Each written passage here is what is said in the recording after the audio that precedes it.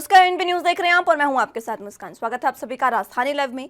गृह मंत्रालय ने स्वास्थ्य स्वतंत्रता दिवस को देखते हुए मानक संचालन प्रक्रिया यानी कि एसओपी जारी कर दी है और उसका कड़ाई से पालन करने के लिए आदेश भी दिए हैं। और ये जो एसओपी है वो आगे 15 अगस्त को देखते हुए जारी की गई है। एसओपी के तहत अगर कोई ड्रोन जैसी वस्तु संवेदनशील क्षेत्र के नजदीक उड़ती है तो उसे तुरंत गोली मारने के आदेश जारी किए गए हैं। ड्रोन जैसी वस्तु संवेदनशील एरिया और उसके पास आती है तो उसका ध्यान आकर्षित करने के लिए लाल झंडा लहराएं, उसे महत्वपूर्ण स्थान या फिर संवेदनशील क्षेत्र से सुरक्षित दूरी पर उतरने के भी संकेत दिए जा सकते हैं। अगर वह निर्देशों का पालन नहीं करता है तो भारतीय वायुसेना और वरिष्ठ अधिकारियों से निर्देश लेने का समय ना हो तो सुरक्षाकर्मी उसे नष्ट करने के लिए उसे गोली मार सकते हैं। ये निर्देश जारी किए गए हैं।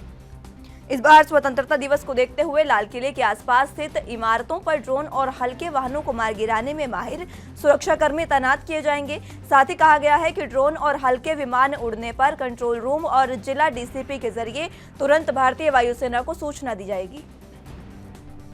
गृह मंत्रालय ने जम्मू में हाल ही में ड्रोन हमले पर प्रतिबंधित क्षेत्रों में ड्रोन के प्रवेश के कई मामले आने के बाद सभी सुरक्षा एजेंसियों को स्वतंत्रता दिवस समारोह से पहले ऐसी उड़ने वाली वस्तुओं के बारे में अतिरिक्त सतर्क रहने के निर्देश दिए हैं।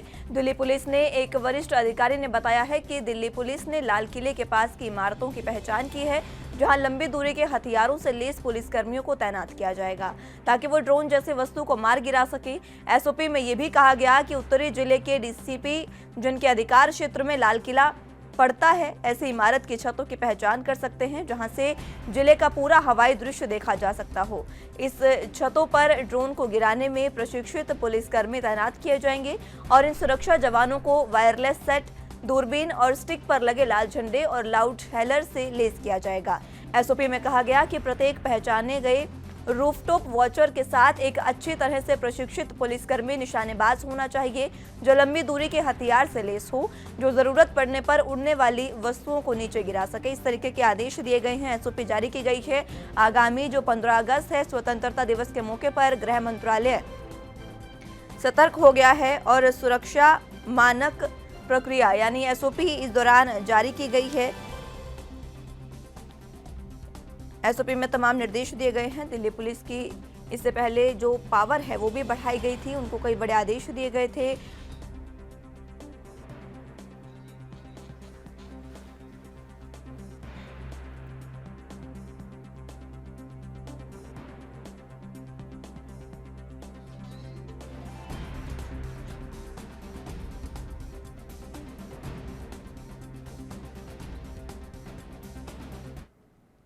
तो अब बात दिल्ली की करेंगे। जिस तरीके से एसओपी जारी की गई है उसमें जिस तरीके से तमाम निर्देश दिए गए हैं, इस पर ज्यादा जानकारी के साथ हमारे संवाददाता राजीव तिवारी हमारे साथ जुड़ चुके हैं दिल्ली से। राजीव, जो एसओपी जारी की गई है उसमें जो दिल्ली पुलिस है उसकी स्वतंत्रता भी बढ़ा दी गई है और 15 अगस्त को देखते हुए तमाम चीजों को निर्देशित भी कर दिया गया है। क्या कुछ इसमें अहम रहा?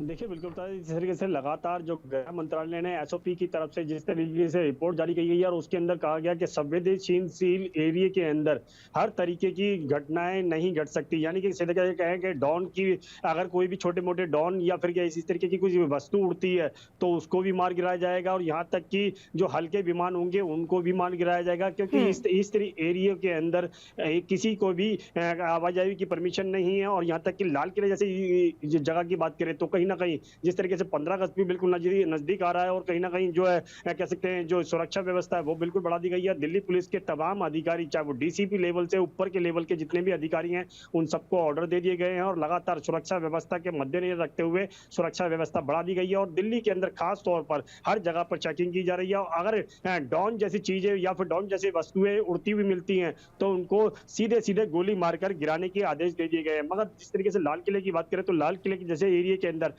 जितनी भी ऊंची इमारतें हैं उनके अंदर सुरक्षा व्यवस्था बढ़ाई गई है। दिल्ली पुलिस के ऐसे जवान लगाए गए हैं जहां को जिनके निशाने अच्छे हों और जो ऐसी छोटी मोटी चीज भी अगर उड़ती हुई नजर आती है तो उनको भी मार गिराया जाए। अगर बात करें हल्के विमानों की तो उनको भी मार गिराने के लिए परमिशन दी गई है। अगर किसी अधिकारी के पास इस तरीके की परमिशन नहीं है तो वो सीधे ही अपने डीसीपी से कांटेक्ट कर सकता है और उसको मार गिराया जा सकता है। मगर जिस तरीके से लाल किले के जैसे जो घटना घटी थी वो भी कहीं ना कहीं शर्मसार जरूर हुई थी और कहीं ना कहीं दिल्ली पुलिस के ऊपर घटना इल्जाम लगाए गए थे और दिल्ली पुलिस जो है कहीं ना कहीं कटघरे के अंदर नजर आई थी। मगर अब जिस तरीके से लाल किले के ऊपर कह सकते हैं 15 अगस्त के मद्देनजर रखते हुए सुरक्षा व्यवस्था बढ़ाई गई है, उससे दिल्ली पुलिस की शान जो है वो बिल्कुल बरकरार रखने की कोशिश की जाएगी। राजीव, आगे 15 अगस्त नजदीक है और उसी को लेकर ये एसओपी जारी की गई है। फिलहाल स्वतंत्रता दिवस पर जिस तरीके से प्रधानमंत्री नरेंद्र मोदी लाल किले की प्राचीर पर झंडा फहराते हैं, उसके लिए कितनी तैयारियां अब कर ली गई हैं और कितनी सुरक्षा फिलहाल लाल किले पर है?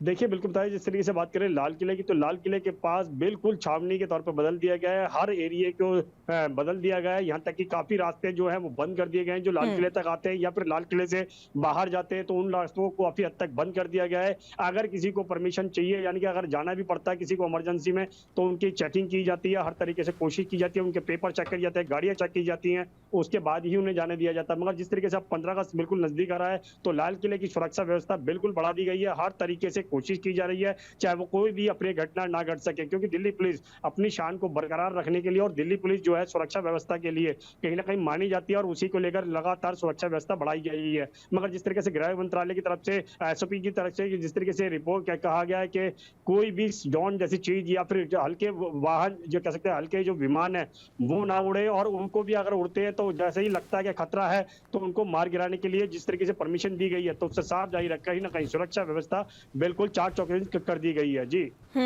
इस बार क्या कुछ फिलहाल तैयारियां हैं स्वतंत्रता दिवस के लिए लाल किले पर? क्योंकि देखिए हर बार जब प्रधानमंत्री आते हैं तो पहले से ही तमाम तैयारियां कर ली जाती हैं। इसके बारे में भी बताएं कि कितनी सीटें फिलहाल निर्धारित की गई है और किस किस को इस बार आमंत्रित भी किया गया है लाल किले पर?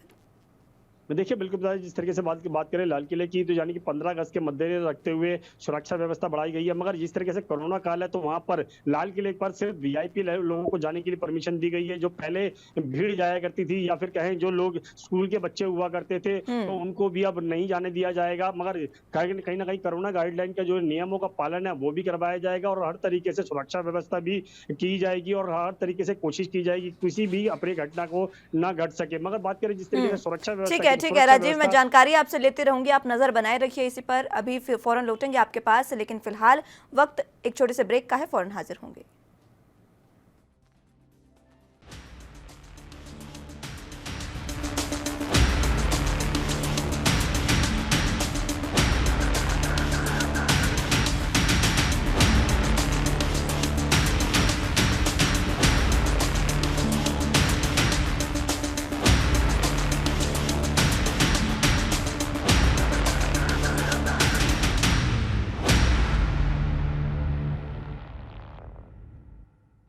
ब्रेक के बाद एक बार फिर से स्वागत है आप सभी का। गृह मंत्रालय ने इस बार 15 अगस्त को देखते हुए एसओपी जारी कर दी है, जिसमें तमाम बड़े निर्देश दिए गए हैं और इसी पर चर्चा के लिए हमारे साथ संवाददाता राजीव तिवारी मौजूद हैं। राजीव, जानना चाह रही थी मैं आपसे कि दिल्ली में फिलहाल किस तरीके से लाल किले की जो सुरक्षा व्यवस्था है वो कायम है और कितने लोगों को इस बार आमंत्रित किया गया है? क्योंकि हर बार देखा जाता है कि बच्चे भी परेड में शामिल होते हैं और कई ऐसी झांकियां भी निकाली जाती हैं, तो इस बार किस तरीके का कार्यक्रम होगा?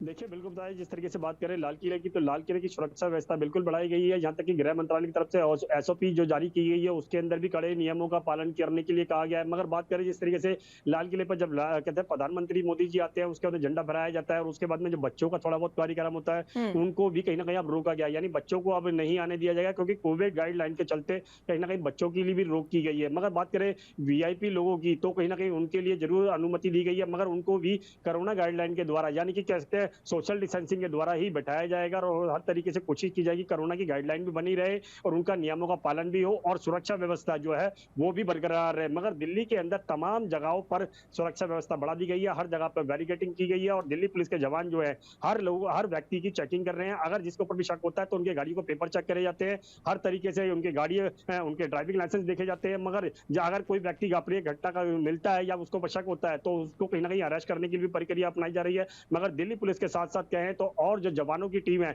यानी कि कह सकते हैं बीएसएफ के या फिर कहें और बटालियन है, उनको भी लगाया गया है ताकि हर तरीके से दिल्ली के अंदर सुरक्षा व्यवस्था 15 अगस्त के मद्देनजर रखते हुए बनी रहे। जी और अधिकारियों को इससे ज्यादा और क्या कुछ निर्देश दिए गए हैं राजीव? क्योंकि देखिए ड्रोन को गिराने के तो निर्देश दे दिए गए हैं, उनको पूर्ण रूप से स्वतंत्रता प्रदान कर दी गई है कि आप सीधे गोली मार सकते हैं आपको अगर कोई ऐसी वस्तु दिखती है तो। इसी के साथ और क्या कुछ निर्देश इस दौरान दिए गए हैं गृह मंत्रालय द्वारा? देखिए, बिल्कुल बताइए, जिस तरीके से बात करें गृह मंत्रालय की, तो गृह मंत्रालय की तरफ से डीसीपी लेवल यानी कि दिल्ली पुलिस के जो जितने बड़े अधिकारी हैं आईपीएस के, उनको कहीं न कहीं सुरक्षा व्यवस्था के लिए क्या है हाँ, लगातार। ये भी कहा गया कि दिल्ली के अंदर अगर व्यक्ति के ऊपर आपको शक होता है या फिर किसी भी सुरक्षा व्यवस्था को ठोकता है तो कहीं ना कहीं उसको किया जा सकता है और कार्रवाई भी की जा सकती है। मगर जिस तरीके से सुरक्षा व्यवस्था की गई दिल्ली पर या फिर दिल्ली तरीके से ऑर्डर दिए गए तो साफ जाहिर है 15 अगस्त के मद्देनजर रखते हुए सुरक्षा व्यवस्था काफी कड़ी कर दी गई है। और एक तरफ जहाँ पर जंतर मंतर पर यानी कि किसान बैठे हुए हैं उनकी भी सुरक्षा व्यवस्था है, क्योंकि 15 अगस्त के मद्देनजर रखते हुए उनको भी परमिशन दी हुई है पर दिल्ली के अंदर। और बात करें जिस तरीके से लाल किले की, तो लाल किले की सुरक्षा व्यवस्था भी दिल्ली पुलिस के लिए एक सवालिया निशान है।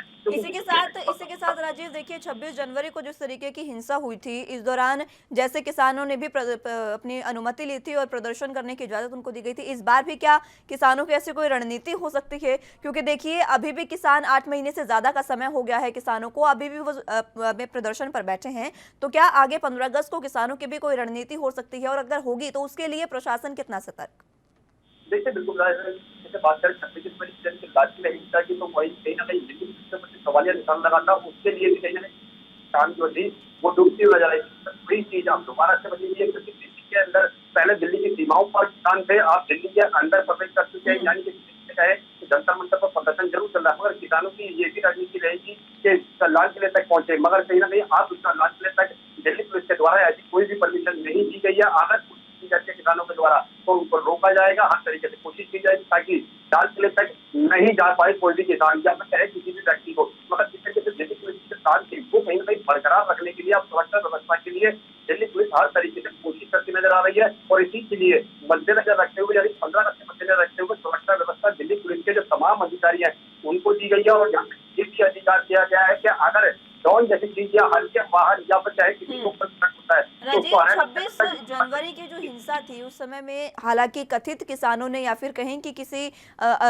शरारती तत्वों ने ये हिंसा की थी, किसी का भी नाम इसमें अभी स्पष्ट नहीं हो पाया है, लेकिन जिस तरीके की वो हिंसा थी, अगर वो हिंसा भी इस बार दोबारा होती है तो लाजमी है कि दिल्ली पुलिस पर एक बार फिर से सवाल उठेंगे, सवालिया निशान उन पर बनेंगे, क्योंकि उस समय जो हिंसा हुई थी उसमें भी दिल्ली पुलिस की काफी गलतियां बताई गई थी। अब इस बार क्या कुछ तैयारियां दिल्ली पुलिस की है कि इस प्रकार की कोई भी घटना ना हो, चाहे वो किसान प्रदर्शन करे या फिर कोई भी असामाजिक तत्व वहां पर मौजूद हो, किस तरीके की सुरक्षाएं की गई है?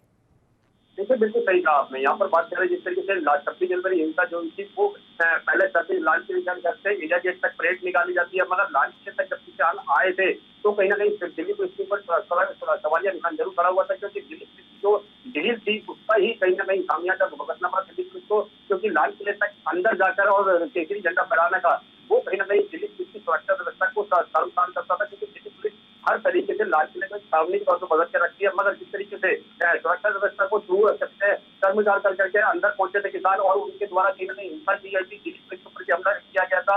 मगर दिल्ली पुलिस आप वही चीज दोबारा गलती नहीं दोहराएगी और कहीं ना कहीं सुरक्षा व्यवस्था के लिए कहीं ना कहीं दिल्ली पुलिस अपनी तरफ से पूरी कोशिश करती हुई जा रही है। वही चीज ना ही किसानों को परमिशन दी जाएगी, ना ही किसी और व्यक्ति को परमिशन दी जाएगी। अगर वीआईपी यानी किसी के पास परमिशन है अगर उसको जाने दिया जाएगा, मगर उसकी भी तहकीक की जाएगी, चाहे वो बड़े नेता हो या कोई भी हो। मगर लाल किले तक वही व्यक्ति जा सकता है, वो भी इसके पास परमिशन होगी, या फिर उसको नहीं जाने दिया जाएगा। अगर कोई जाने की कोशिश करता है तो उसको अरेस्ट किया जाएगा। अगर नहीं मानते हैं तो कहीं ना कहीं उसके ऊपर कार्रवाई की जाएगी, चाहे वो गोली मारने की हो या वो दौड़ जैसी वस्तुओं के लिए हो। बिल्कुल, क्योंकि राजीव जिस तरीके से सवालिया निशान दिल्ली पुलिस पर उठे थे, अब दिल्ली पुलिस की भी ये पूरी कोशिश होगी कि इस बार ऐसी कोई घटना ना हो, कोई भी अप्रिय घटना से बचने के लिए पुलिस पूरी तरह से मुस्तैद भी दिख रही है। बहरहाल बहुत शुक्रिया राजीव हमारे साथ जुड़ने के लिए और तमाम जानकारी के लिए। तो फिलहाल वक्त एक छोटे से ब्रेक का है, फौरन हाजिर होंगे।